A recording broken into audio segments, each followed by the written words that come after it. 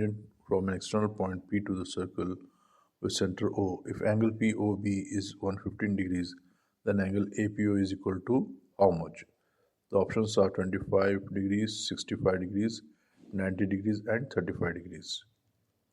So given angle PO is 115 degrees, so angle POA equals to 180 minus 115 because POA and the angle POB are linear pair angles.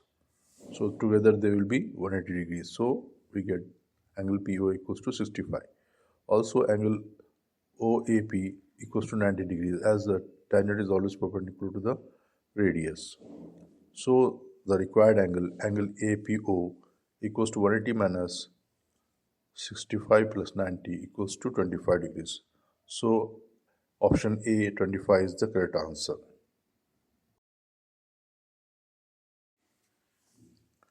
Question 2. A piece of wire 20 cm long is bent into the form of an arc of circle of radius 60 by pi centimeters. The angle subtended by the arc at the center is how much?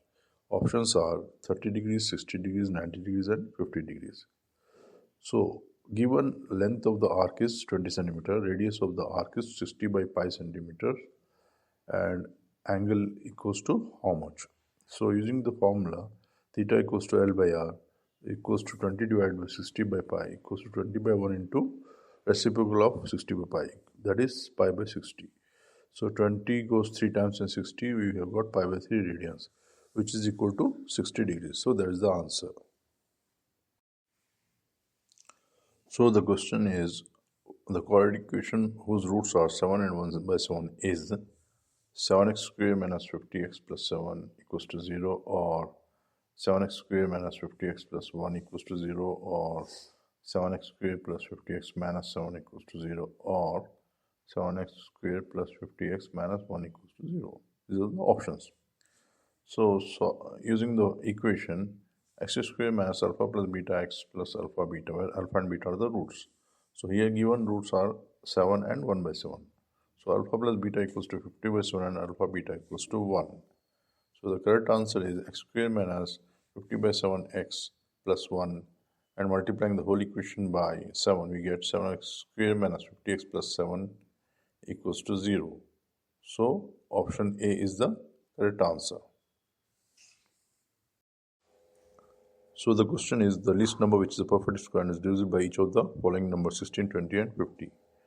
So writing them as the prime factors, 16 equals to 2 power 4, 20 equals to 5 into 2 square and 50 equals to 5 square into 2. So the LCM will be the sum of the greatest powers, and that is 5 square into 2 power 4. So that is 400. Now we have to see a multiple of 400 which is also a perfect square. So we have got 1200 and 2400 which are the multiples of 400, but they are not perfect squares. So 3600 is the only multiple of 400 which is also a perfect square. So our correct answer is 3600. Option C is the correct answer.